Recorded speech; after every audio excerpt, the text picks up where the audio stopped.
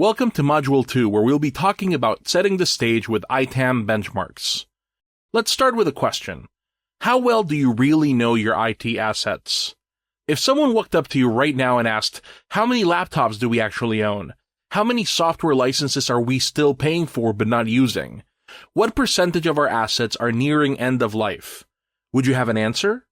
If your response is somewhere between, and I'd have to check, don't worry, you're not alone. IT asset management doesn't just happen, it's a process that matures over time. There's that word, maturity, so let's talk about that. In ITAM, maturity is just a structured way of asking, how well do we manage our IT assets and how far along are we in building that process? Some organizations have their act together. They have daily tracking, automated workflows, and compliance reports ready at the click of a button. Others, well, there's an Excel sheet somewhere that probably is out of date. That's why we talk about ITAM maturity as a scale. It helps you measure how organized and effective your asset management strategy is, whether your current process is saving or costing you money, how much risk exposure you have due to poor tracking or compliance gaps, and what next steps you should take to improve your ITAM approach.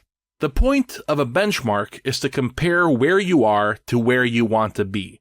Without a benchmark, you're just guessing.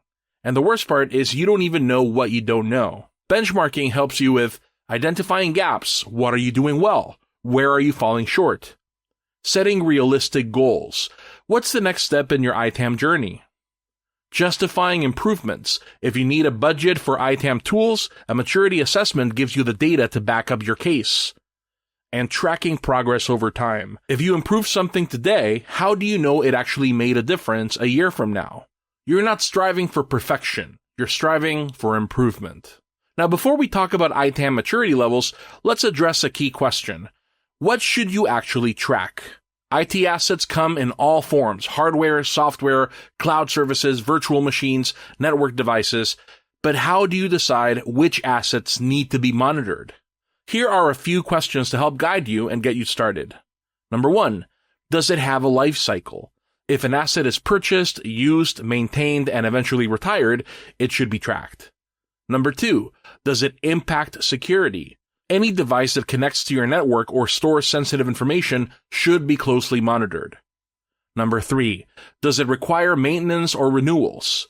Hardware needs firmware updates. Software has license renewals. Some assets have refresh cycles where they need to be replaced before they fail. And number 4, does it affect compliance? If your industry has external regulations like HIPAA, GDPR, or SOX, you may be required to track certain assets and prove that they're properly managed.